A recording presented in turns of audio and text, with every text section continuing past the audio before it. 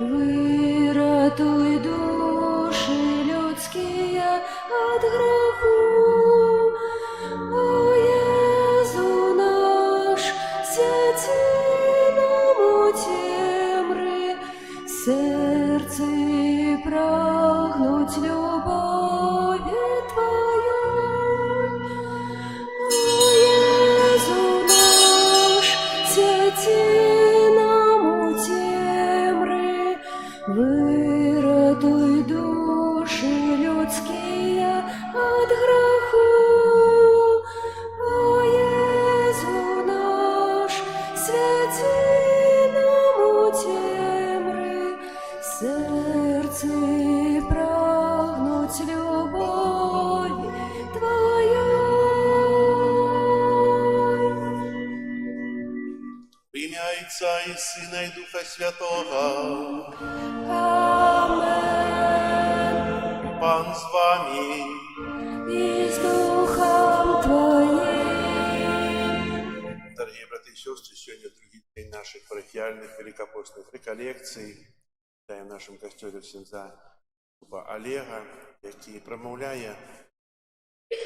промовляючи, старається достукатися до наших серців, щоб ми добре підготувалися до Великодних святів, щоб ми радикально перемінили своє життя, щоб ми сталися ліпші, щоб ми були щасливі. Ахвяра Святої Мши складаю у інтенції Пану Богу відомої, щоб ми годно мали скласти эту найсвятейшую ахвяру, перепросим Бога за наши грехи. Споведаюся Богу всемогутному и вам, браты и сестры, что сгрешил я вельми, думкою, словом, учинком и занедбанием.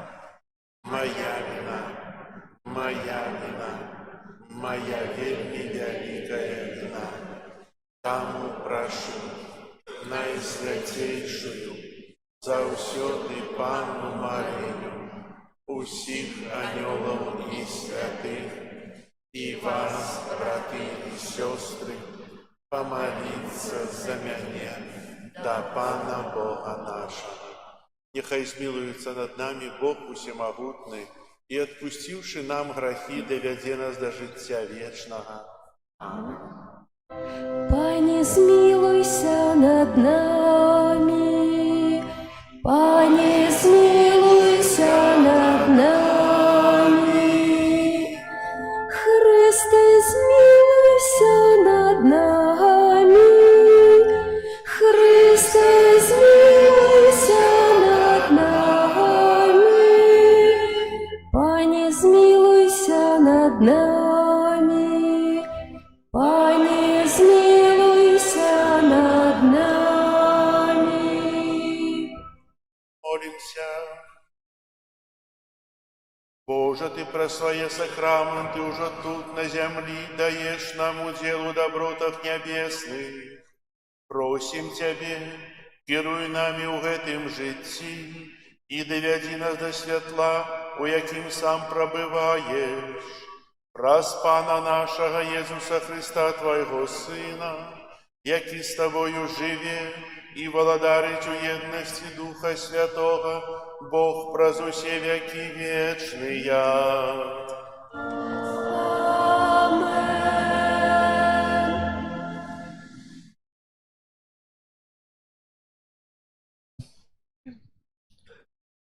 Читание книги пророка Михея.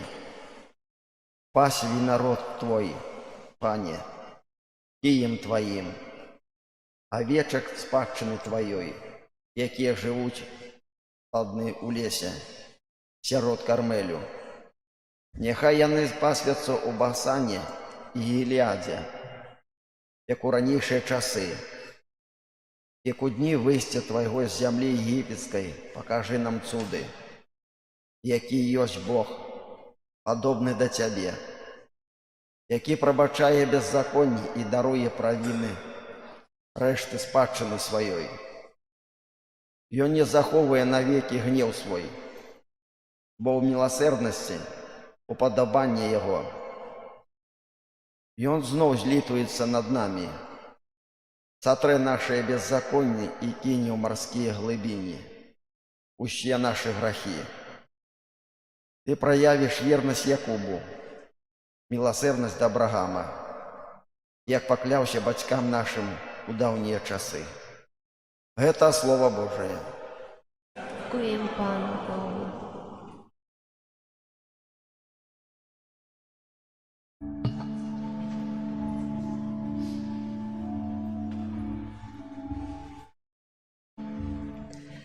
Милосердний єсть Пан і ласкавий.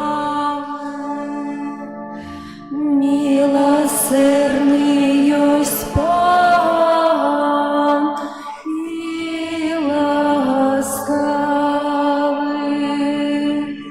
Благослови душа моя Пана, і усе нутро моє ім'я Його святое.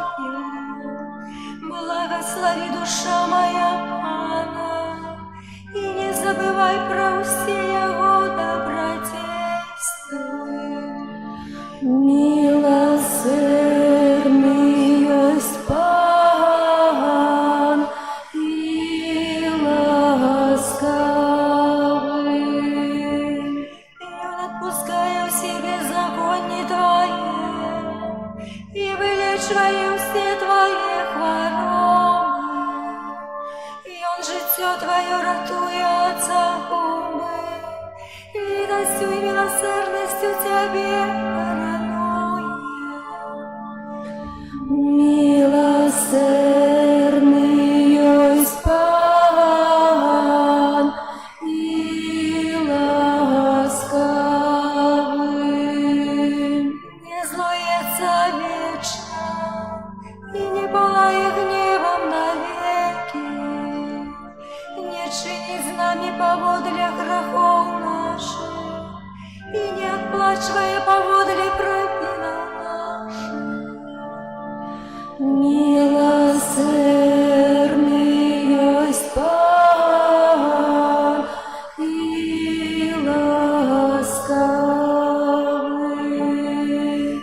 О, як высоко узносится небо над землею, настолько великая милосердность Пана до тих, хто Його боїться.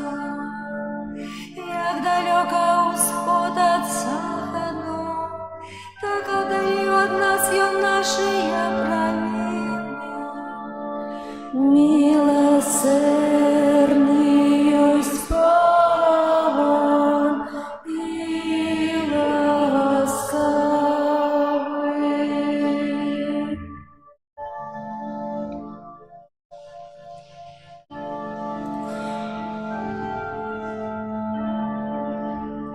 Хвала Тобі, Слово Божие, хвала Тобі, Слово Божие.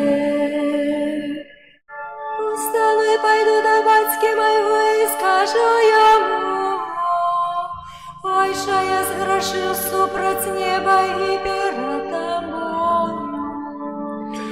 Хвала Тобі, Слово Божие.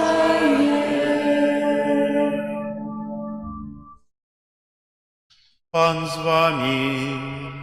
І з Духом Твоїм. Читання Святого Євангелія паводле Луки. Хвала Тобі, Пане.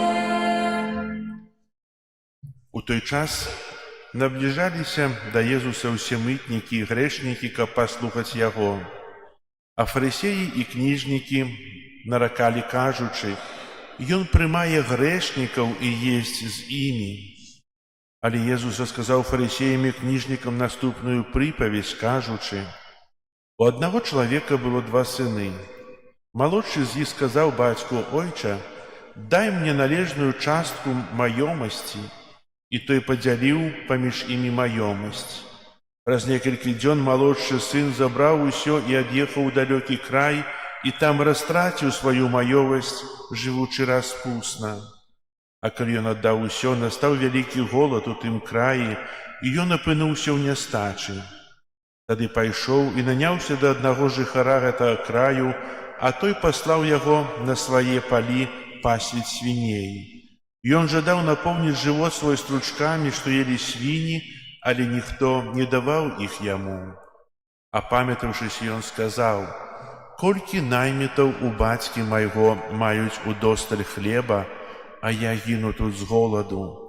Устану і пайду да бацькі майго і скажу яму: Ойча, я зграшыў супраць неба і перад табою.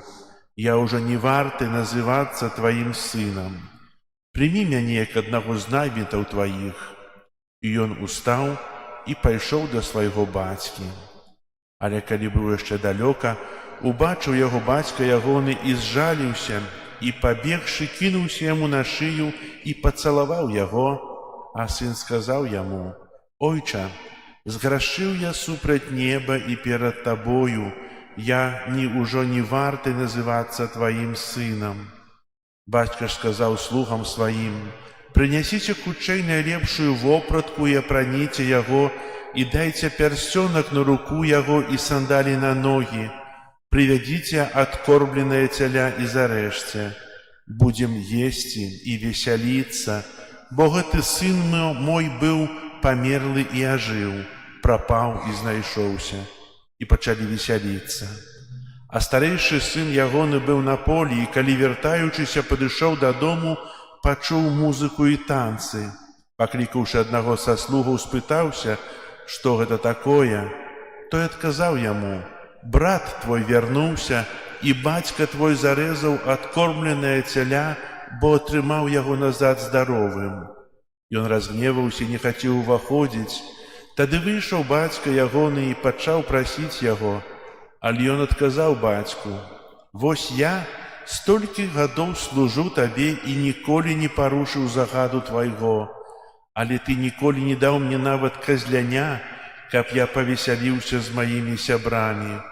А калі вярнуўся гэты сын твой, які змарнаваў тваю маёмасць з распусніцамі, ты зарэзаў для яго адкормленае цяля».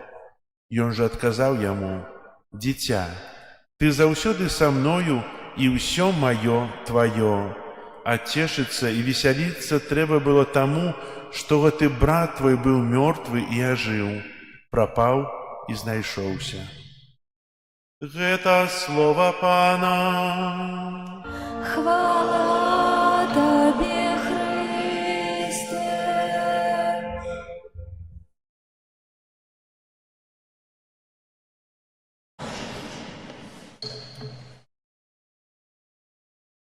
Цешыцца і весяліцца трэба было з таго, што гэты брат твой загінуў, але знайшоўся, прападаў, быў мёртвы і ажыў, прападаў і знайшоўся.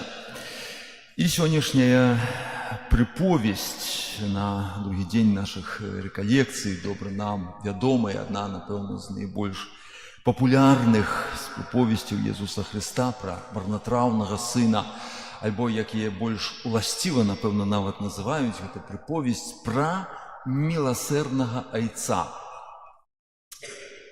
в образі якого ми, напевно, добре розуміємо, Єсус нам передає в образ самого Айця Небесного, нашого Небесного Айця, який ось менавіта таким чином ставиться до чоловіка, да, як до свого дитяті. Ну і ось, пам'ятаємо, вчора ми пригадали собі це питання, яке Єсус колись поставив апостолам. Ким люди лічать Сина Чоловічого? Хто для вас Бог? Хто для нас Бог? І ось якраз у цій ситуації, так як і вчора у першому читанні, ми бачимо це проявлення гріховності нашої натури, яка, бачимо, здольна сапсувати відносини навіть поміж найближчими людьми. А вчора це була історія поміж братами з Авраама, які поміж собою не ладили Ізраїля, пробачте, да, які продали з заздрості свого наймолодшого сина. Ну і тут бачимо двох синов одного Айця, які як один, так зрештою і другі у своїм батьку бачать передусім криницю доходу. Один отримав від його майомості і змарнував, другий, хоч і застався разом зі своїм батьком, то ведаємо, що наракає якраз на його, що не дозволив йому повні скористатися своєї майомості. Ну і ось те, що нас виправляє, лечить ось з такого підходу, це до наших ближніх, це відносини Бога до чоловіка, як до свого дитяті. І ось те, що ми повинні праз цей час Великого посту кожним разом відновляти у собі гэтую свідомість, що кожен з нас з'являється дитям Божим. Праз сакрамент хресту передусім ми уваходимо у сім'ю, де нашим Отцом Небесним з'являється сам Бог, Єсус, як Син Божий, ось нашим братом, і дякуючи Його синовству, ми маємо право називати Бога нашим Отцом. Ну і до повноти сім'ї, конечно ж, це велика наша радость, да, про нашу приналежність до католицького костюла. Це завжди у сім'ї, конечно ж, повинна бути мати. Да, і культ Найсвятейшої Панни Марії, так як особливим чином тут у вашій парафії, як зрештою в моїй родній, да, з Братслава парафія, народження Маті Божої, то маємо особливий культ Найсвятейшої Панни Марії. Ну і тому сьогодні, може, некалькі питань, бо це, відомо, вельми широка тема адносінаў, наших адносінаў у сям'і паміж бацькамі і дзецьмі, адносінаў паміж дзецьмі. Гэта тэма вельмі шырокая. Вось. І ўсё ж такі на некаторыя моманты, можа, паспрабуем звярнуць увагу. Ну, першае, сёння, напэўна, вельмі важная рэч, актуальная ў свеце, это само разуменне сям'і. Бачым, заўважаем, што сёння, на жаль, чалавек ізноў жа пра сваю грахоўнасць, пра свой адыход ад Бога. Ну, калі звернем увагу, то фактычна ўсе нашыя беды з гэтага вынікаюць. А тым больш, ведаеце, у нашым грамадстве наше, якое нясе на сабе яшчэ наступствы, на жаль, не ведаю, мае такое прадчуванне, яшчэ патрэбна нам шмат часу, калі мы пераменім нашу свядомасць сістэма, якая нас адарвала ад Бога. Да? І фактычна на афіцыйным узроўні, да, пайшла шляхам прапановы злога духа, які ў райскім садзе, да, як спакусіў людзей, першых людзей, сказаўшы, што вам не трэба слухаць Бога.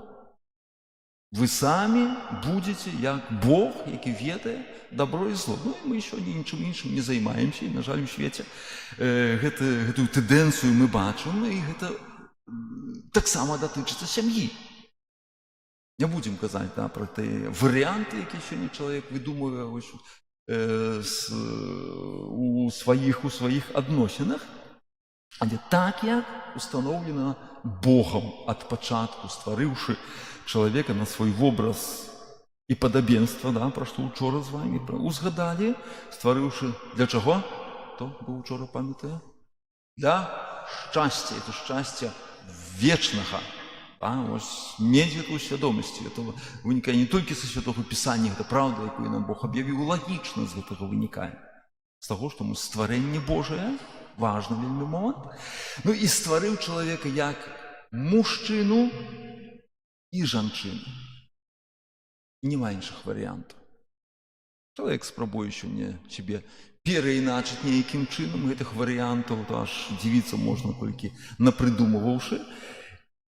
Гэта не па-божаму. Для мяне гэта проста ўжо на самым пачатку праяўленне атэізму, калі чалавек, сябе, ведаю, спрабуе сябе зрабіць невядома што. Ну і таксама гэта датычыцца гэтых адносінаў у сям'і. Ну і калі кажам пра сям'ю, то вось тут для мяне заўсёды, тое, што актуальна для нас, ведаем, крызіс, сямейны, праблема у тым, каб людзі паміж сабой вытрывалі ў адносінах. І вось яшчэ адно пытанне, якое павінна нам дапамагчы усвядоміць, наколькі, зрэшты, думаю, не трэба тут няма неабходнасці даказваць і казаць, наколькі гэта важная супольнасць. І з таго, што Бог гэта устанавіў, і ведаем гэта з нашай практыкі, наколькі гэта важна сям'я, бо кожны з нас, і гэта паводле Божага плану, уваходзіць, з'яўляецца ў гэтым свеце, уваходзіць у гэты свет, дзякуючы сям'і. Таму ад адносінаў, якія існуюць у сям'і, будзе, канешне ж, залежаць і лёс чалавека, кожнага з нас. Няма іншага варыянту. Ну і калі казаць пра гэтыя адносіны, мы, зрэшты, добра з вамі ведаем, і вучыць нас гэтага Божыя запаведзі, мы добра з вамі ведаем пра абавязак дзяцей адносна сваіх бацькоў. Ведаем гэта, як яно гучыць? Дзе гэта запісана? Як маюць дзеці адносіцца да сваіх бацькоў? Прыгадайце. Якая там запаведь пра гэта кажа?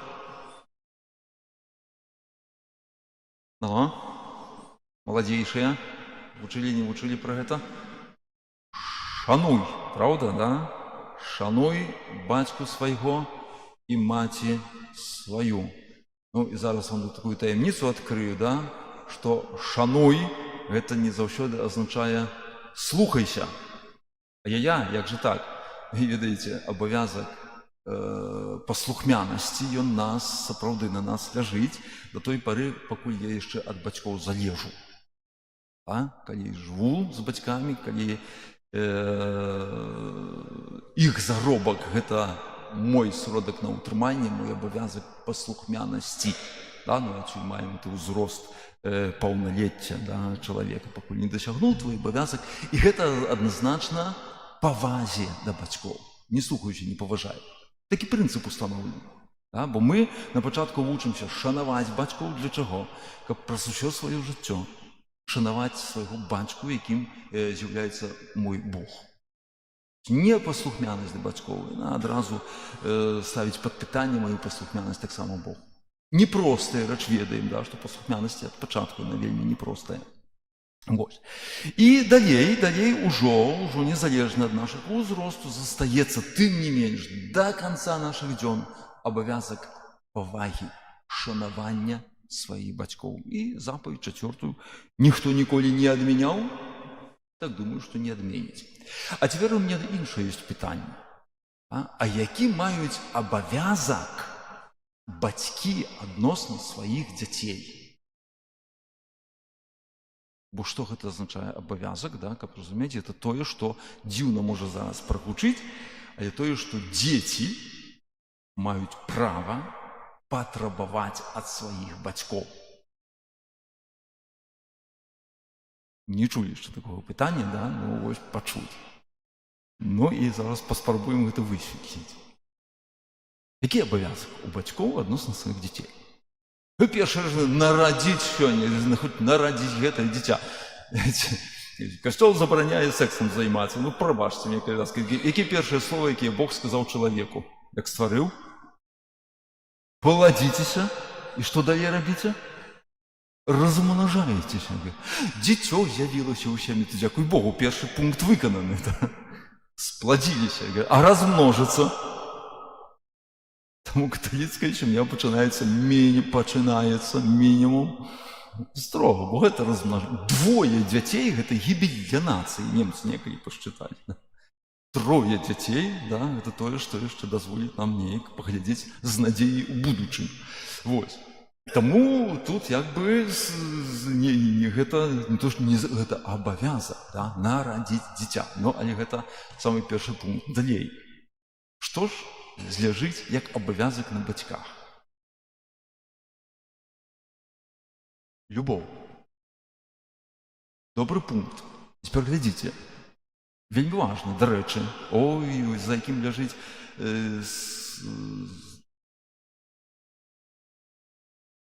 вельмі важная рэчаіснасць, і праблема таксама.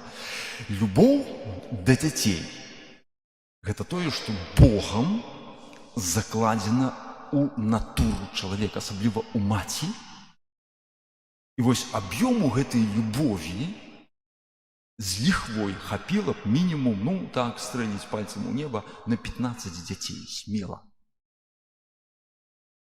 Бацькоўскай любові, мацярынскай любові хапіла б на 15 дзяцей.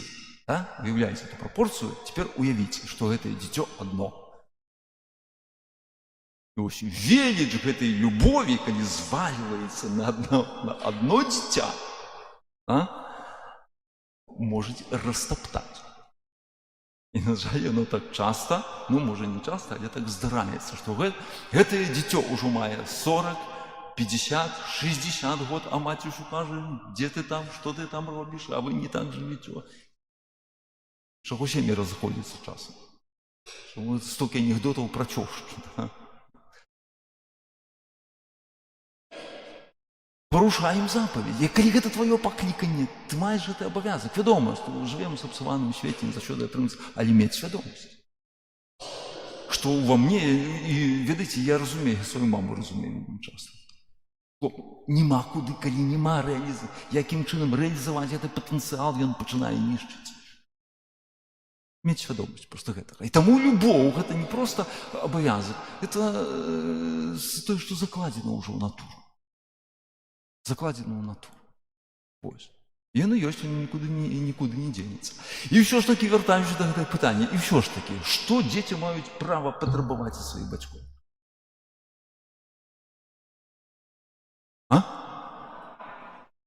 Выхаванне. Овшам, таксама, таксама сёння актуальнае пытанне, не так проста. Дзякаваць Богу, у нас яшчэ больш традыцыйна яшчэ цалкам ад яго не адракліся, але гэта пэўны абавязак. Дзеці наўрад ці гэта будуць патрабаваць сваіх бацькоў. Мы заўсёды спрабуем ад гэтага выхавання неяк ад яго адысці. Падсказачку тады вам ужо зраблю. Прыпомнім сабе момант, зрэшты, увогуле, з якога моманту сям'я пачынаецца паводле Божага ўстанаўлення. Вось той прыгожы момант, калі маладая пара у касцеле падыходзіць да алтара і, гледзячы сабе ў вочы, Богу складаюць прысягу. Якая выглядае якім чынам? 4 пункты. Сёння яна трошку зменена, але 4 пункты яны заўсёды там ёсць. Бяру цябе за мужа, за жонку. Гэта важна. З гэтага моманту сям'я пачынаецца перад Богом. І прысягаю табе 4 рэчы. Якія? Маладыя, дарагія сужанкі, успамінайце гэты момант. Тады, ўсё, пажаніліся і забыліся. І там першым пунктам якраз стаіць што? Любоў. Да гэтага моманту любоў ёсць маім правам да чалавека, зрэшты, закладзена ў маю натуру. З хвілінай, калі я бяру адказнасць, бо што гэта за момант? Гэта момант, калі я бяру на сябе адказнасць за другога чалавека, чым ёсць шлюб. І за гэтага чалавека, гэтаму чалавеку я прысвячаю сваё жыццё. Уяўляеце? Камусьці прысвяціць сваё жыццё. Это трэба 5 разоў, 10 разоў перад гэтым падумаць. Чаму заходзіцца, бо я не ведаю, характары не зашліся. Глядзіць хтось на гэты характар да таго? Не. Думаю, перше ты приймаєш, усвідомляєш на себе обов'язок любити этого чоловіка. Присягаю тобі любов, да? Другий момент – вірність одному чоловіку. Присягаю тобі вірність.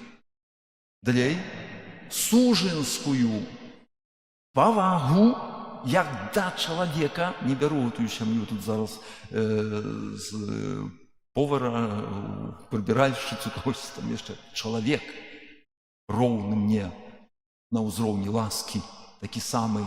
Да, и апостол Павел про это вельми конкретно, первое, другое послание до Коринтянам про это вельми выразно каже. И апошний пункт, самый непопулярный сьогодні у світі, это які? Что не покину тебе аж до смерти. Не покину тебе аж до смерти. Апостолы, як почули гэта з вуснаў Єсуса Христа, пачухаліся ў патыліцу, сказали: о, калі так мае справа з жонкай, то лепш не жаніцца. Ну і пан Єсус пасля гэтага устанавіў цэлібат для тых, хто на гэта не памыкаецца. Мае дражэнькі, жарт, 4 пункты, праз якія, як я ўжо узгадаў, чалавек на сябе бярэ адказнасць за другого чалавека, чым ёсць любоў. То есть понятие любові сьогодні так заезженное и так опущенное ніжэй плінтуса. Про это каже нам Святое Писание. Есть два, калі можем казаць про любоў увогуле. Есть две якости, якія гэта адрозніваюць. Нам сьогодні, мы перед вачыма, як веруючыя людзі ў нашай веры, мы перед вачыма маем знак этой любові. Это які знак? Крыжа. Это знак любові, не просто пакуты, да, ці экзекуцыі, это знак любові. Чаму? Две гэтыя якасці тут выразныя, просто промаўляюць, яны крычаць да нас. Першая – адказнасць, бо на крыжы памёр створца за сваё стварэнне. Бог, калі чалавек зграшыў, мог цалкам абсалютна справядліва знішчыць гэты свет, знішчыць чалавек, зрэшты, паспрабаваў, паказаў, да? Што знішчыўшы чалавек, усё ж такі граху нельга знішчыць. Пра што? Праз патоп. Заліў вадой, да, але грэх застаўся, сапсаваная натура, але тым не менш. Да, і пазней паказаў, што збавіў чалавека праз смерць на крыжы, таму это знак адказнасці Бога за чалавека, за сваё стварэнне. І другі момант у любові – это ахвяра. Ахвяра. Цярпенне у тым таксама. Вось без гэтых двух момантаў нельга казаць пра любоў. І таму, калі сёння маладыя людзі сышліся разам і жывуць, не тое, што там шлюб, там нават не распісаўшыся. Асобная тэма. А можа, зараз да гэтай яшчэ вернемся, каб не пераскочыць. Дык вось гэтыя 4 пункты,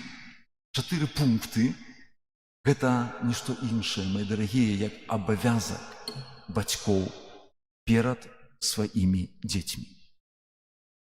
Гэта тое, што дзеці маюць права патрабаваць ад сваіх бацькоў, што маеце адзін аднаго любіць, быць вернымі, паважаць адзін аднаго і не разыходзіцца. Так еще не папулярна ў свеце прафесія псіхолага. На захадзе таму кожны мае свайго персанальнага псіхолага. Што яны выпраўляюць? Тое, што з дзяцінства ўзялося. Пры разведзеных бацьках, якія нават не проста разышліся, калі пры дзецях выясняюць свае адносіны, вы робіце інвалідамі сваіх дзяцей. Бо кожны гэты канфлікт, ён праходзіць ранай, рванай ранай праз дзіцячае сэрца. Кажам, што любіць дзіця. І, ведаеце, добра разумеем сёння, дзіця сёння здзівіць нейкімі падарункамі нельга. Калісьці, што ў нашых старэйшых людзей дзяцінства мандарын атрымаў, Боже, на Новы год. Такое шчасце было ў чалавека, да? Сёння іншым нельга здзівіць. І часам бацькі спрабуюць кампенсаваць недахоп этой узаемнай любові паміж сабой матэрыяльнымі рэчамі. Чаго нічога не патрэбна. Чалавеку патрэбен чалавек, дзіцяці патрэбныя бацькі. І то вось гэтае адзінства, двое стануць адзін чалавек. Мне падабаецца, да? Пакіне чалавек бацьку свайго і маці сваю і, прыгожае слово, прылепіцца. прилепится до своей жонки, и двое становятся одним телом. Что Бог злучил, человек нехай не разделяя. Бог или так есть, что всю життя он остается инвалидом. Інвалідом. Не безнадійна справа. Для Бога немає нічого немагчымага. Бог лечыць наші раны, але які гэта доўгі шлях, пакутны шлях таксама навяртання. Таму просто кажу аб тым, каб разумець гэты прынцып. Каб разумець, што гэта таксама пакліканне. Мы, калі кажам пра пакліканне, найчасцей вось пра монахаў, святароў і так далей. Не. Заснаваць сям'ю гэта пакліканне, таму перш чым, вось спадабаўся чалавек, прасіў Бога, твой ён ці не твой, што Бог табе вызначыў у тваім жыцці. Це вельмі важны момант. І сёння таму вось тое, што узгадаў, маладыя людзі сышліся і жывуць разам. Што рабіць? Часта бацькі пытаюцца, як да гэтага паставіцца? Нібы ўжо і дарослы нават чалавек. Першая рэч, як казаў Jesús Христос, пазнайце праўду, і праўда вас вызваліць. Калі ўжо увайшлі ў дарослае жыццё, то жывіце па-даросламу. Першае, не за кошт бацькоў. Першая рэч. Другая, што робіце? Ваша адказнасць, але абавязкам бацькоў, лічу, гэта сказаць людзям праўду. І праўду ў чым? Вы сабе жывіце, толькі паміж сабой не ўспамінайце пра любоў. У гэтым выпадку любові паміж вамі няма. Можа быць закаханасць, напэўна, ёсць, можа быць узаемная, не заўсёды ўзаемная, але не кажыце пра любоў. Стойце ў праўдзе, пазнаўшы праўду, праўда вас вызваліць. Просто лёгкі варыянт сабе заспакоіць свае патрэбы. І, зрэшты, не толькі маладыя людзі, часта вось так, сышліся разам, жывем, але як жа цяпер не хоча венчацца? А навошта? Асабліва мужчыне, навошта яму венчацца? Роспіс у него ў пашпарце не патрэбная. Ён усё мае. Чалавек усё мае, накормлены, абсціраны, патрэбы заспакоеныя. Чаго вы ад мяне яшчэ патрабуеце?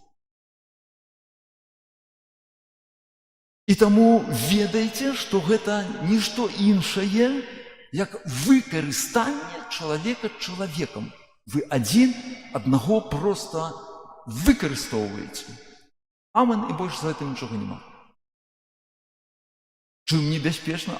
Тым, што з гэтых адносінаў пераважна з'яўляюцца дзеці, якія, як бачым, чаму Бог гэта ўстанавіў і абвараваў такімі умовамі. Бо бацькі удзельнічаюць далей у стварэнні гэтага свету. Таму ўчора з вамі пра гэта казалі, Бог, ствараючы чалавека, стварыў да шчасця. І даўшы нам цела, хоча, каб з пункту гледжання фізічнага, фізіялагічнага, гэта шчасце таксама нам спадарожнічала. Таму патрэбна, дзе чалавек вучыцца гэтых найважнейшых рэчаў у сваім жыцці, любові, адказнасці, павагі да другога чалавека. У каго? Як не бачыць гэта паміж бацькоў, хто можа гэтаму навучыць чалавека? Школа, вуліца, інтэрнэт, шуканне, інтэрнэт, чаго навучыцца? А мы проста дзівімся. Такое пакаленне расце. Мы шукаем, усюды, на кожным становішчы, мы шукаем людзей адказных, мы шукаем людзей добрых, адкрытых і так далей. З неба не зваліцца. З неба не зваліцца. І таму, прынамсі, вядома, не можам судзіць. Все мы такім ці іншым чынам грахом сапсаваны. І вось любіць, між іншым, калі пра гэта ўжо сёння узгадваем, любіць гэта азначае прыняць чалавека такім, які ён ёсць, так як Бог любіць чалавека. Не за нашыя добрыя ўчынкі, апостол Павел пра гэта ўзгадвае, што Бог полюбіў нас тады, калі мы былі яшчэ і застаемся грэшнікамі. Толькі ён аддзяляе. Гэта важны момант, навучыцца. Аддзяліць чалавека ад яго ўчынкаў. Бо мы найчасцей тады это ўсё скідываем у адзін кацёл, і асуджаем чалавека. Не судзіце, кажа Jesús Христос. Так, я могу сказать, что нехта нешта дрэнна зрабіў, ты помыліўся, да? Ты, прабачце, напаскудзіў. Але не могу сказать, что ты паскуда. Видите, як у нас вельмі лёгка это слово, не зважаем на розніцу паміж імі не бачым. Это прынцыповая розніца. Я маю права асудзіць, ацаніць тое, што я бачу. Я не маю права ацаніць і асудзіць тое, чаго я не ведаю. А я не ведаю інтэнцыі чалавека, намераў тое, што яго за душой зараз адбываецца. І пра гэта маўчу. І глядзіце, наколькі менш было б у нас канфліктаў паміж сабой. Нават натуральна, што гэта праблемы і пытанні, якія трэба будзе вырашаць, яны заўсёды будуць. Нават можа канфлікт узнікнуць, але калі мы не пераходзім гэтай мяжы, не абражаем, не пераходзім, што называецца, на асобу, да, на самога, не асуджаем чалавека як чалавека, мы нікога не абразім. Вядома, заўсёды будзем перажываць, нам будзе некаторыя рэчы будуць балець, будзе з гэтым цяжка. Але нашы эмоцыі, яны ніколі не з'яўляюцца грахом, памятайце пра гэта. Эмоцыі проста трэба перажыць. Так, эмоцыі трэба, якім чынам на іх трэба адрэагаваць, падзяліцца. Слухай, мне гэта забалела.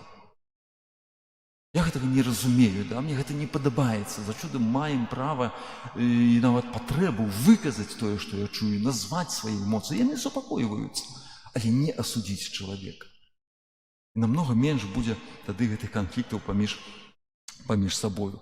Ну і хацелася, конечно, яшчэ шмат тут узгадаць моманту. Ну, сёння маем дзень суботні, дзень успаміну Найсвяцейшай, заўсёды аддаем пашану Найсвяцейшай Панні Марыі. Ну і гэта можа так больш тэма на заўтрашні дзень, да, бо жанчынкі сёння рыхтуюцца да жаночага дня. Ну і яшчэ можа адзін такі момант, паглядзіце, наколькі годнасць, можа, не ведаецца пра заўтра, ці ўзгадаем пра гэта.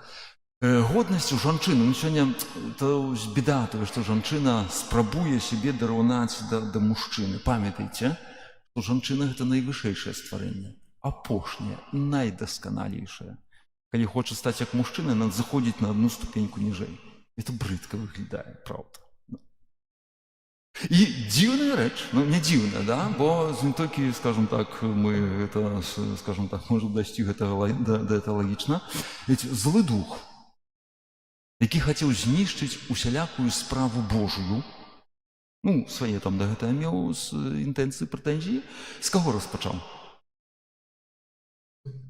Звёў жанчыну, і ўсё пасыпалася.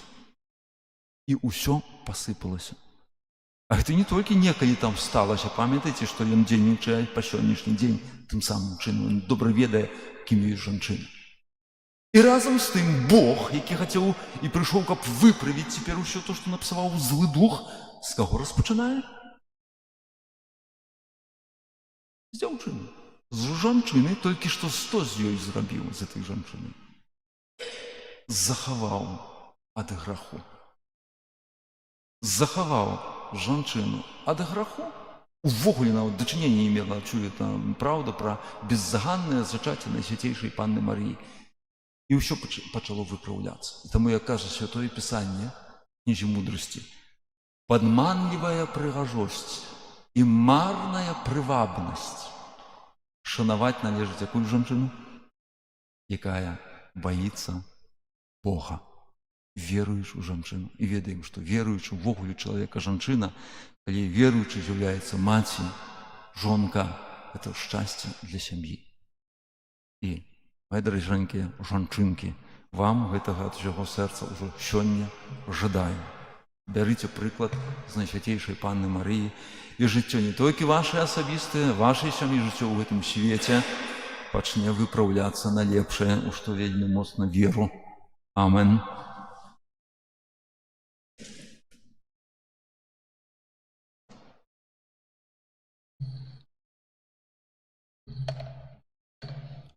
Да Бога, які праз Ісуса Христа паказвае свету сваю міласэрнасць, узнясём нашыя супольныя просьбы.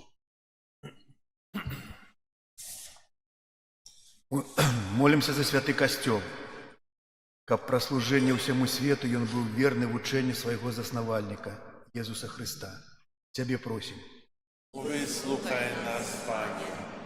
Молимся за святароў, каб улада адпушчэння грахоў, якую яны атрымалі, заохвочивала их до отданной пастырской працы. Тебе просим. Вислухай нас, Пане. Молимся за людей, яких докарае сумленне, каб яны поўнасцю даверыліся Богу і праз шчыры жаль за грахі і пакаянне атрымалі ўнутраны спакой.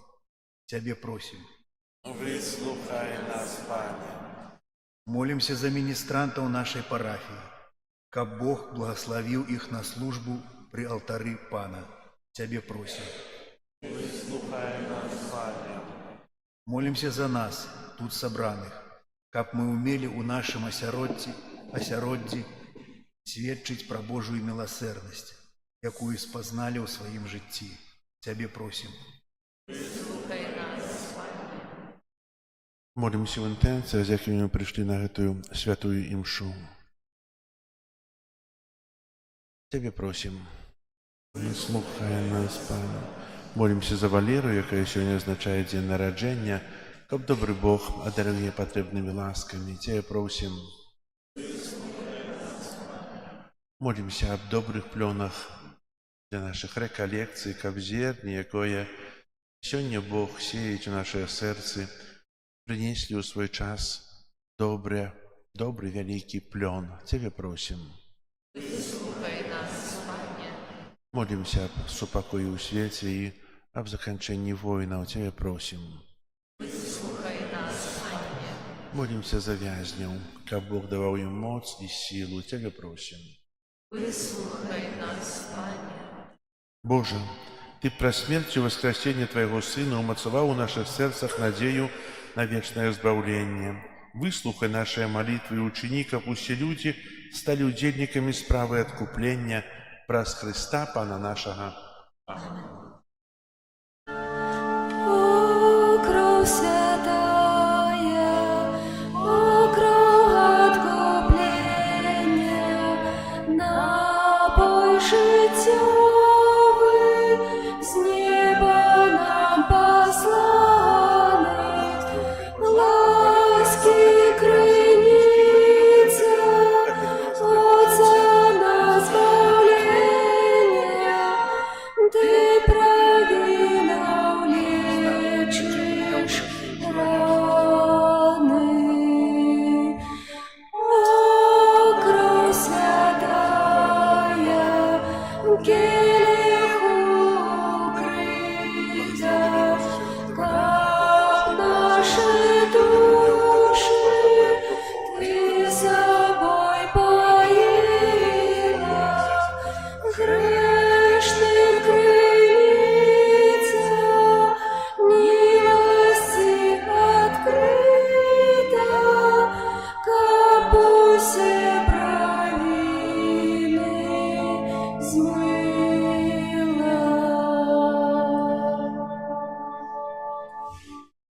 Молитесь, братья и сестры, как мою и вашу ахвяру принял Бог, Отец Всемогутный.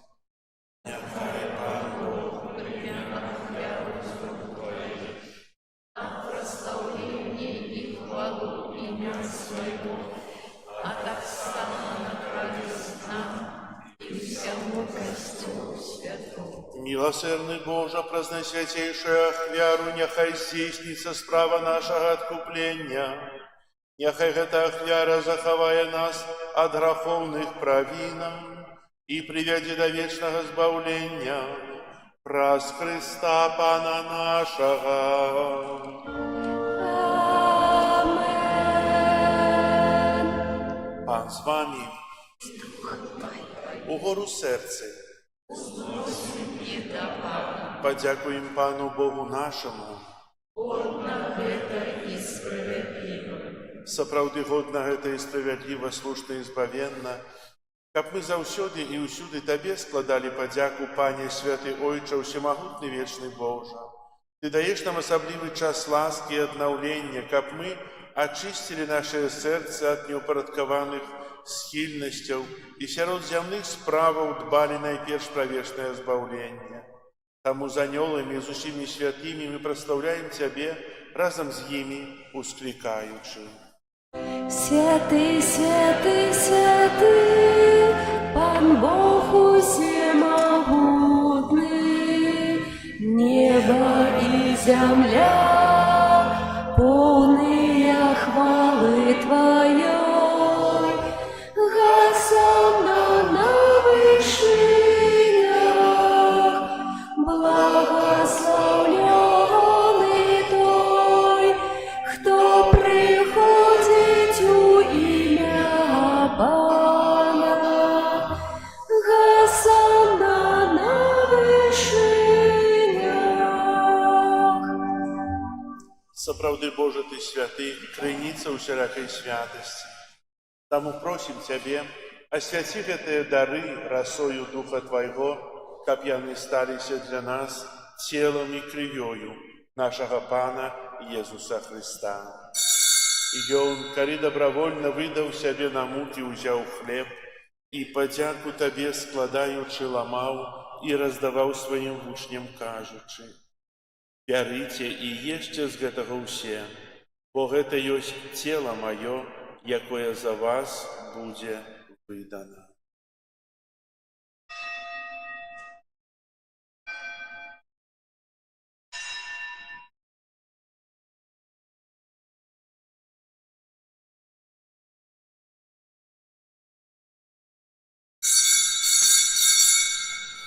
Падобным чынам па вячэры ўзяў келіх, зноў тая падзяку складаючы, падаў сваім вучням, кажучы: «Бярыце і піце з яго ўсе, бо гэта ёсць келіх крыві маёй новага і вечнага запавету, якая за вас і за многіх будзе праліта дзеля адпушчэння грахоў. Гэта чыніце на маю памяць».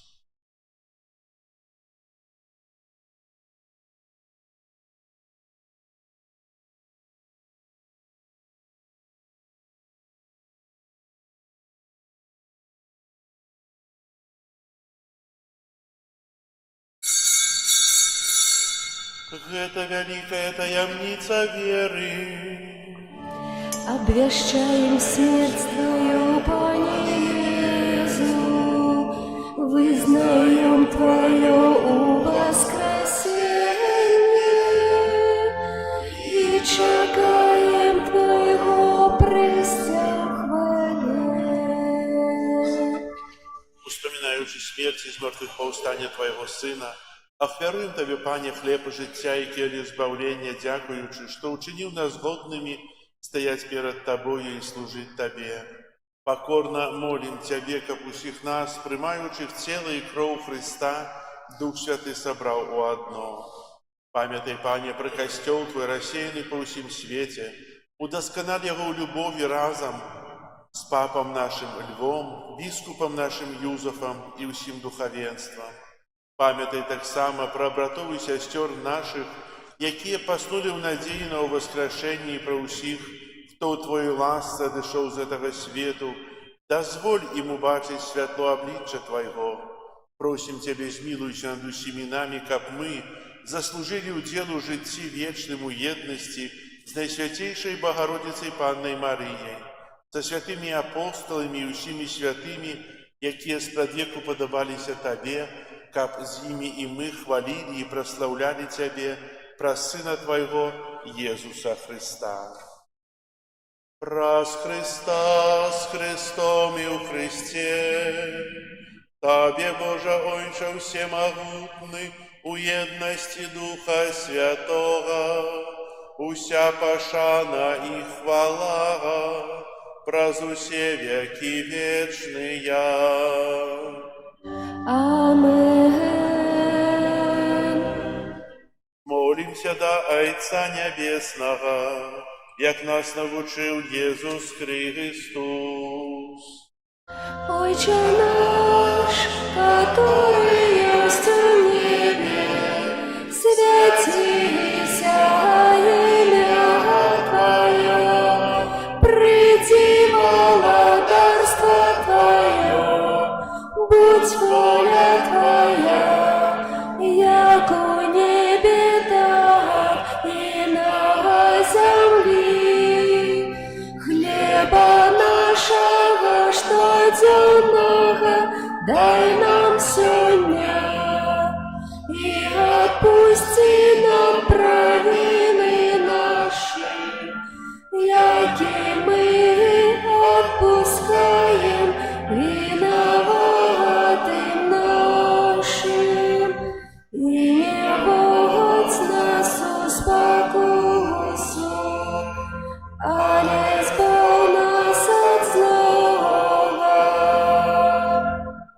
Просим Тебя, Пане, збав нас от усяго злога, дай ласкаво супокою дни наши, да поможи нам у милосердности Твоей, как мы были заўсёды вольные от граху и захованные от усялякого неспокою, чекали исполнения счастливой надеи и прийстя Збавцы нашего Иисуса Христа.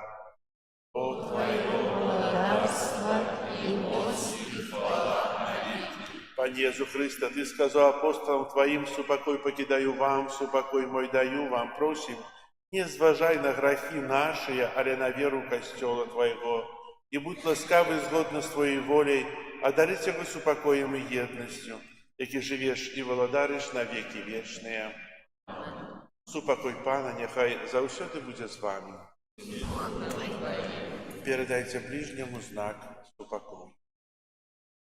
Спокою всім нам, Боже, спокою всім нам, доброзичливо руки потиснем сусідям, всім усміхнемся, будем навек сябрами.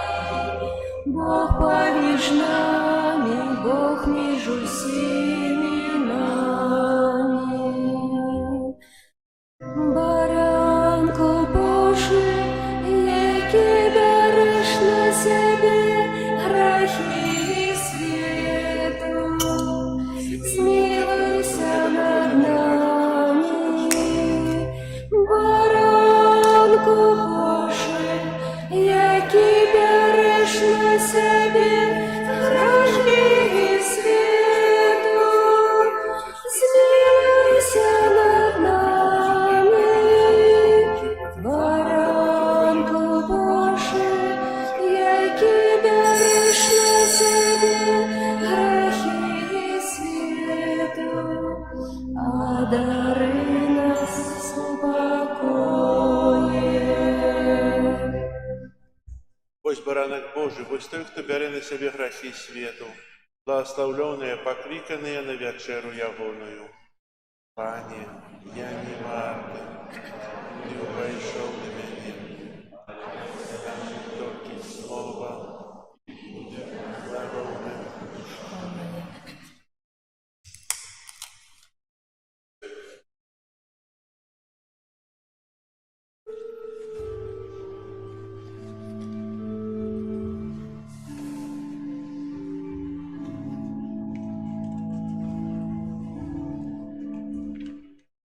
Приди, мой Збавца, о милый Иисус, Тебе на муки я уже не дам, я притулюся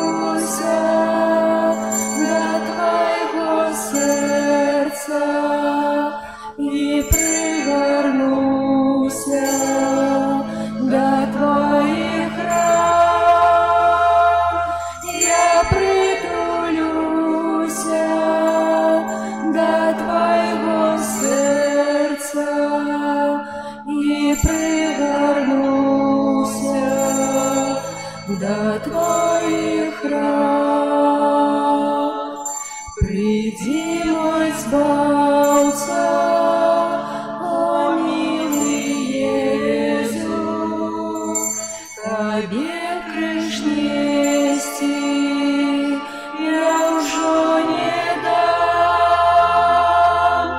Возьму тяжкий крыш на свои плечи и на Голготу не буду сам.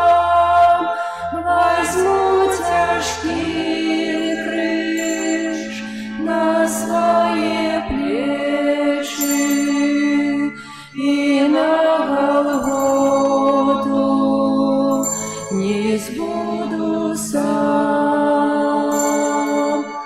Приди, мой Збавца, о милый Иисус, бо Ты мой добрый Отец и Бог.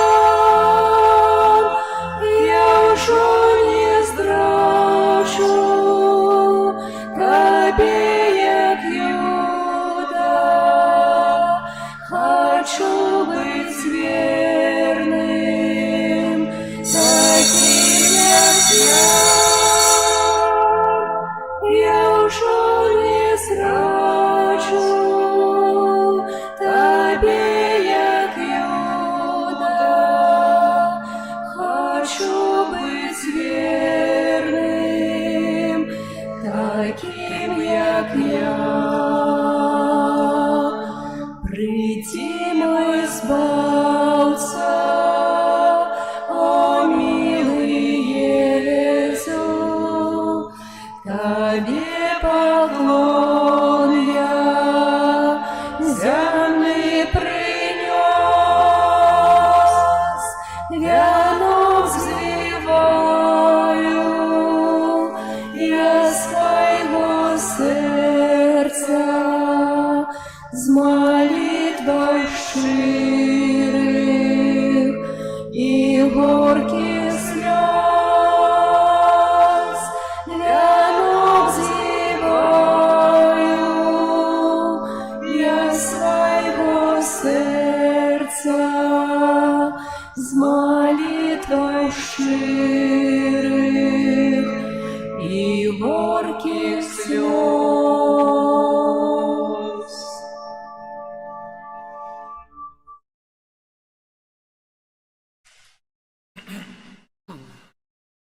Молимся.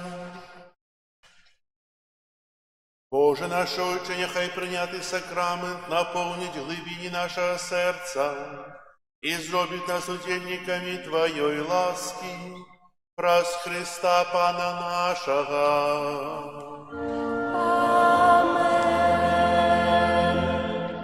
Переживаем реколекции, еще сегодня святая имша, яку узначали сегодня бискуп Олег, отбудется о 12 године. А зараз після благословення буде комунія для хора, а потім крижовий шлях з уділом дітей по костьолі, розважати таємниці тої муки, того шляху Ісуса Христа на Голгофу, на криж. Дякую всім, хто в реколекціях ходить тут, щоб збагачуватися Божим Словом, щоб натарять свою душу, щоб становитися лучшими. Примите Божье благословение. Пан с вами. И с Духом Твоим. Схилите головы на благословление. Пане наш Боже, в милосердности Твоей, выслухай просьбы Тых, кто узносит до Тебе свои молитвы. И даючи им тое, чего они просят, научи их жадать чего, что Тебе досподоби, праз Христа Пана нашего. Амен. Нехай вас благословит Бог Всемогутный, Отец и Сын и Дух Святый. Амен. Идите в спокое Христа. Дякуєм Пану Богу, бо так возлюбив этот свет Пан Бог, что дал Сына Одинородного, каб кожний, хто Його буде вірить, не згинув, а ім'я життя в веках. Життя, каб не вічне, життя, каб не вічне, життя, каб не вічне, життя, каб не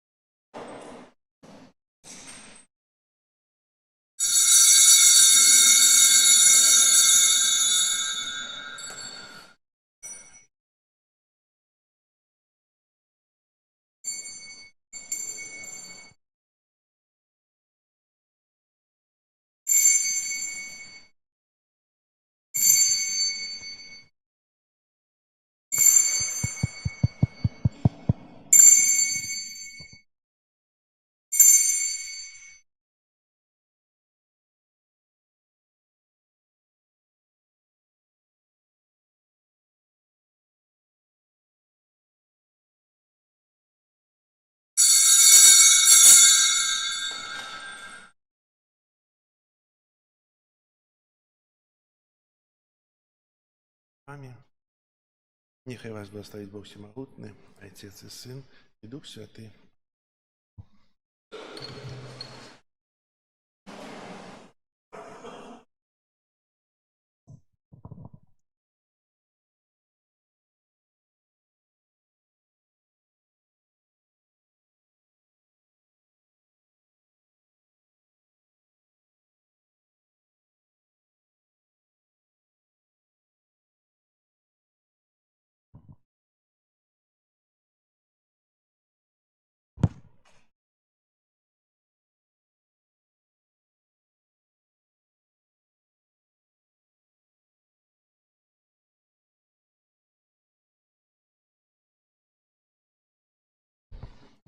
У імя Отца и Сына и Духа Святого. Амен. Собрались у святыні, каб зараз переживаць той прыгожы час, разважаючы над мукай і смерць нашага Збавителя. О Езу, укрыжаваны мой збаўца, разважаючы пры Твоей мукі, хочу перапрасіць Цябе за грахі, падзякаваць за вялікую любоў Твою і выпрасіць ласку вытрываласці ў добрым. Які за нас цярпеў ад рана.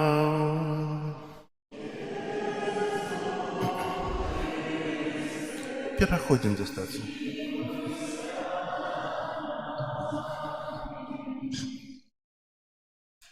Стацыя першая.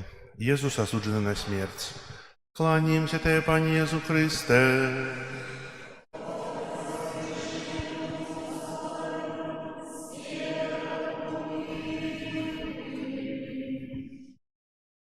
Езуса осудили на смерць, захацелі адабраць яго жыццё.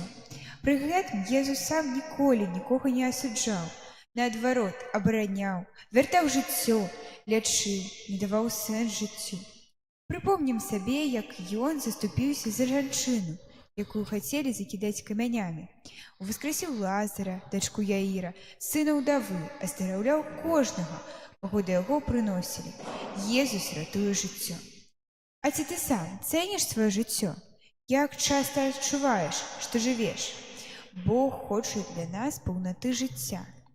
Ён не толькі заўсёды аберагае нас, не толькі не асуджае, не толькі не выдае прыгаворы на смерць. Ён засланяе нас сабой, ажыўляе, ратуе. Ідзі за Христом, шануй сваё жыццё і жыццё іншых. Які за нас цярпеў ад рана.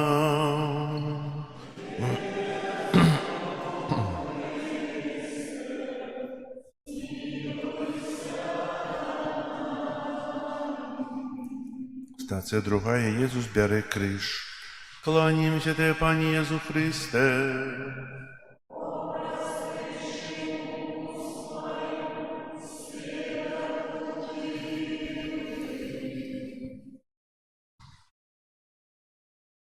Езус вучыў, што вучань не большы за свайго настаўніка, а слуга там, дзе яго пан. Езус прыняў свой крыж і даў нам прыклад. Мы таксама павінны несці свой крыж, пераадольваць грахі, слабасці і недахопы характару. Усё гэта мае сэнс, бо дарога крыжа – гэта дарога развіцця душы, якая вядзе да ўваскрашэння. Ідзі за Христом, прыймі свой крыж і даверся Айцу. Які за нас цярпеў ад рана. Езу.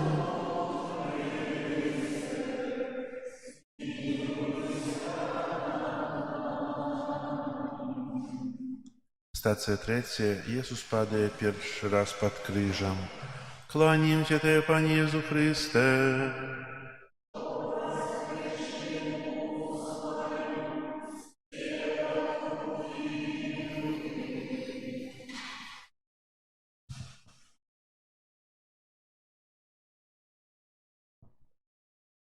Ці бывае так, што цябе штосьці паралізуе? Страх, сумненне, сорам. Цяжка паверыць, што Езус можа забраць гэта ў адну хвіліну, змяніць наш стан у адно імгненне. Варта тут прыпомніць аб цудах, якія адбываліся ў Евангелі. І адзін з іх, калі Езус загадаў паралізаванаму: «Устань, вазьмі насілкі свае і хадзі. Калі верыш, што прасі Бога аб ратунку і ўставай. Ён не хоча, каб мы ляжалі. Ідзі за Христом, не апускай рукі, сутыкаючыся з цяжкасцямі». Які за нас цярпеў ад ранаў, Езу Христе, змілуйся над намі. Стацыя 4. Езус сустракае сваю маці. Кланімся Тебе, Пане Езу Христе.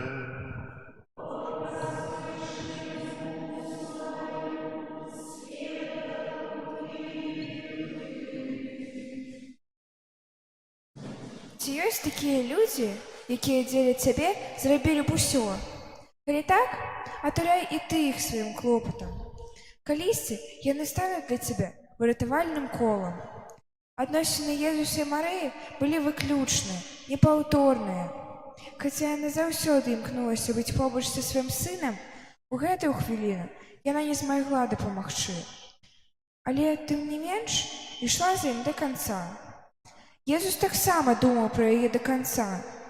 Яны, напэўна, шукалі ўвесь час позіркам адзін аднаго, намагаліся адзін аднаго суцешыць.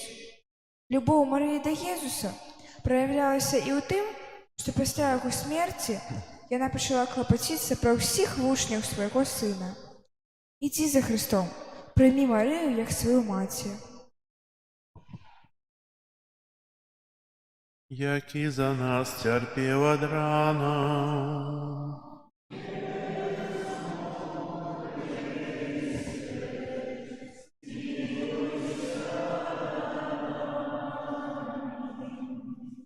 Стацыя 5. Сымон Кірынеец дапамагае Езусу несці крыж. Кланімся Тебе, Пане Езу Христе.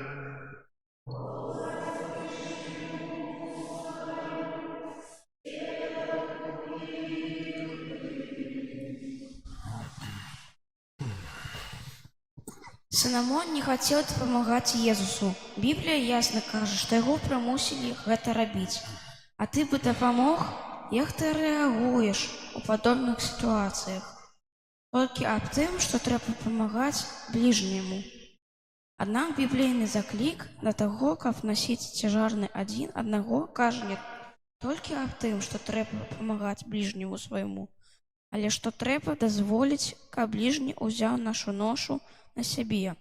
Гэта другое, напэўна, больш складаней, чым першае. Памятай, што не заўсёды ты можаш справіцца, часам ты і ёсць тое зрабіш. Ідзі за Христом, калі бачыш, што цябе цяжка, прымі дапамогу з удзячнасцю. Які за нас цярпеў ад ранаў, Езу Христе, змілуйся над намі. Стацыя 6. Вераніка выцірае твар Езуса. Кланімся Тебе, Пане Езу Христе.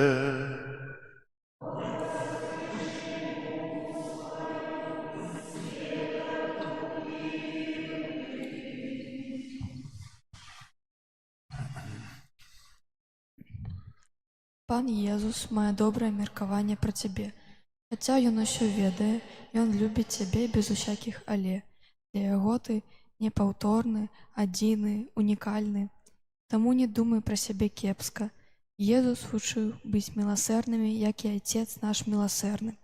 Рэдка кіруем гэтыя словы ў адносінах да сябе, але варта пастарацца быць міласэрным да сябе самога. Гэта значыць прыняць сябе такім, які ты ёсць. Ты не павінен быць ідэальным, будь такім, які ты ёсць. Калі ты даверышся Богу, сам здзівішся, як ягоная ласка хутка зменіць цябе ў лепшы бок. Ідці за Христом, дазволь ачысціць свой твар ад масак, за якім хаваеш цябе сапраўднага. Які за нас терпів од рана. Єзу.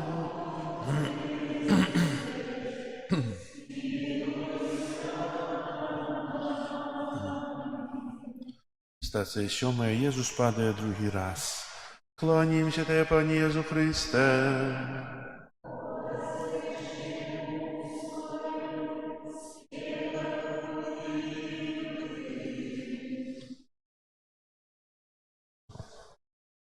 Кожны прагне любі, спачування, разумення, нават самы дрэнны чалавек.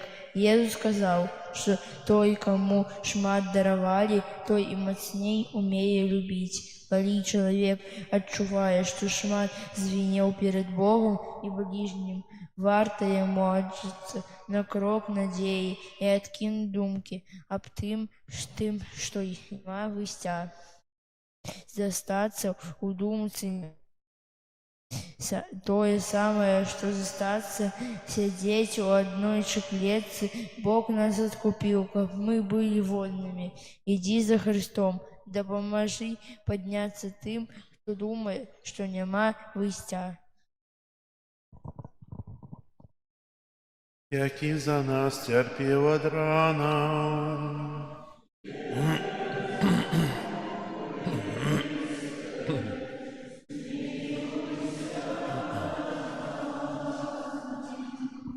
Стація 8. Єзус утішає єрусалимських жанчин. Клонімся Тебе, Пане Єзу Христе.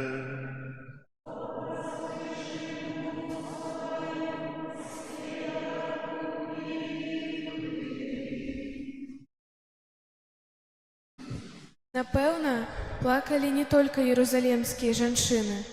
Плакала Марыя, плакалі сябры. Магчыма, былі ў тым натоўпе тыя, каму Езус дапамагаў, і цяпер від Сына Божага крануў іх за жывое. І Езус не раз у Евангелі праяўляў сваё пачуцці, паказваў, як кранаюць яго людское гора, вера, пакора. Пачуцці паказваюць праўду аб нас, вучаць нас. Не трэба прытварацца ні ў радасці, ні ў горы. Няхай на нашых тварах не будзе ні прытворных усмешак, ні прытворных слёз. Ідзі за Христом, не бойся шчыра спрачуваць, суцяшай плачушых. Які за нас терпів од рана.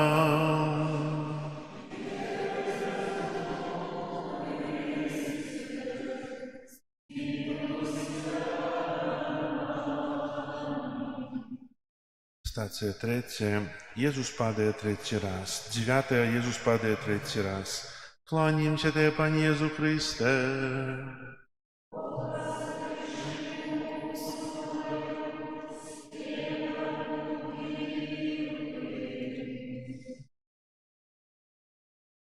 Калі Езус уваскрос, Ён прыйшоў да сваіх вучняў праз зачыненыя дзверы. Прыйшоў да тых, якія яго кінулі падчас мукі. Прыйшоў да Пятра, які адрокся ад настаўніка. Прыйшоў да замучаных страхам, разгубленасцю і сумленнямі. Гэта прывілей вучняў. Калі ты вучань Езуса, то Ён будзе цябе шукаць. Хаця і ведае, што ты баішся, што ты амаль страціў веру, што, магчыма, ты яго прадаў. Зачыненыя дзверы яму не перашкаджаюць. Галоўнае, не закрыць сваё сэрца. Калі ты ўпадзеш зноў, не закрывай сэрца, ён абавязкова цябе знойдзе. Ідзі за Христом, вер у Яго любоў і ідзі наперад. Які за нас терпів од рана.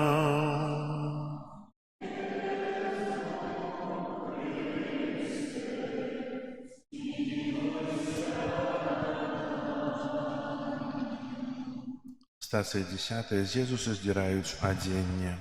Кланяемся Тебе, Пане Иису Христе.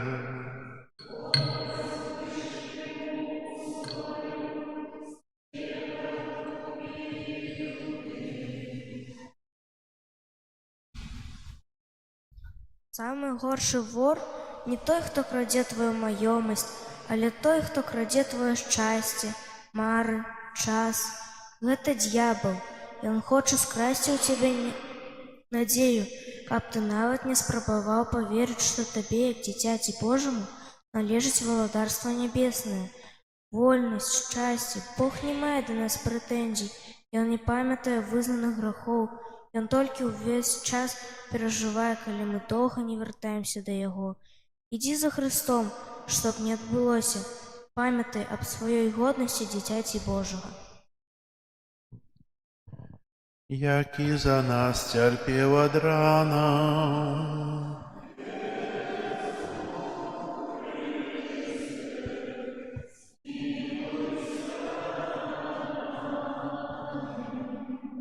Стацыя 11 укрыжаванне Езуса. Кланяемся Тебе, Пане Иису Христе.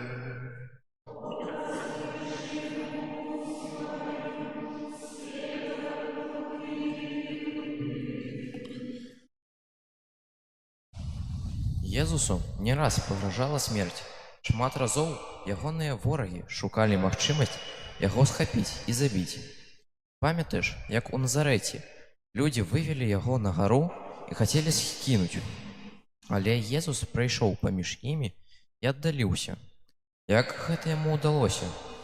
Быць можа, ім было немка глядзець у вочы Езуса і зразумець, чаму, не гледзячы на іх ненавісць, ён глядзіць на іх супакойна і з любоўю. Бо калі бачыш позірк поўнай любові, апускаюцца рукі і разжимаюцца кулакі.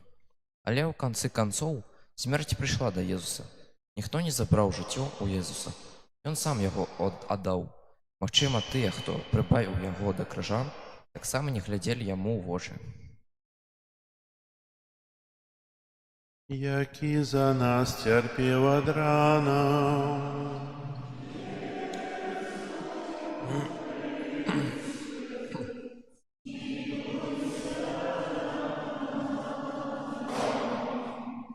Стацыя 12. Езус памірае на крыжы. Кланяемся Тебе, Пане Иису Христе.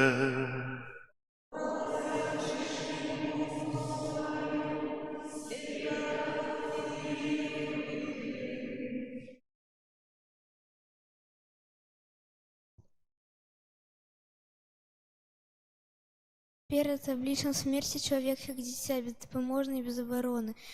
Нам цяжка зразумець тое, што адбылося на Галгофе, але успомнім прыпавесць Езуса пра каштоўны скарб, схаваны ў поле, які знайшоў пэўны чалавек і ўтаіў. У радасці ён ідзе і прадае ўсё, што мае, і купляе поле са скарбам. Гэты скарб — гэта ты, кожны чалавек, за якога памёр Сын Божы. Гэта скарб, за які Бог вырашыў аддаць усё, таму не пагарджаю сабою, Бог заплаціў за цябе вялікую цану. Ідзі за Христом, тваё жыццё — гэта дар для іншых.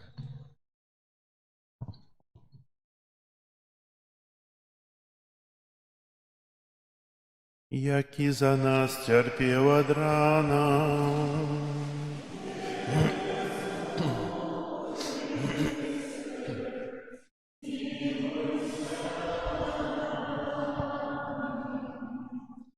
Стацыя 13. Езуса здымаюць з крыжа.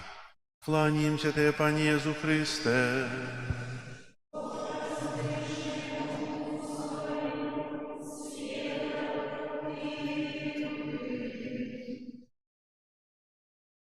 Сябар — гэта той, хто разам з табой у самы горшы момант. Той, хто клапоціцца пра цябе тады, калі ты ўжо не маеш сіл.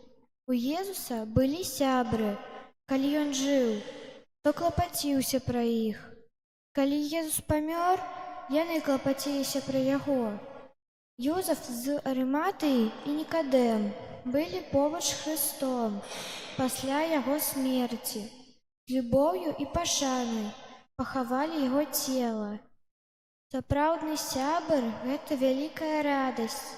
Прасі Бога, каб Ён даў табе такі каштоўны скарб. Ідзі за Хрыстом, не шкадуй жыцця для сяброў. Які за нас цярпеў ад ранаў.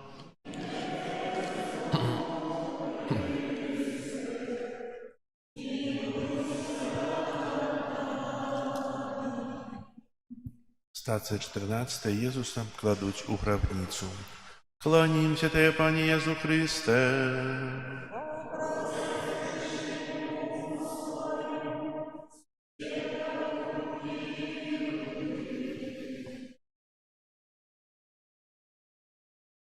Езус памёр, але яго не было з намі толькі момант. У той час, калі сябры хавалі яго ў садзе, Ён стварыў новы свет. Яны нават не падазравалі, што адбываецца. Было ціха. Смерць ужо не мела ўлады. Яе ўлада была зломлена. Да з мёртвых паўстання заставаліся лічаныя гадзіны. Самы лепшы рэцэпт для жыцця вечнага – гэта быць заўсёды пры крыніцы жыцця, гэта значыць пры Езусе, сябраваць з ім, не пакідаць яго. Ідзі за Христом, давярай бясконца нябеснаму Айцу, Богу жывому. Які за нас цярпеў ад ранаў.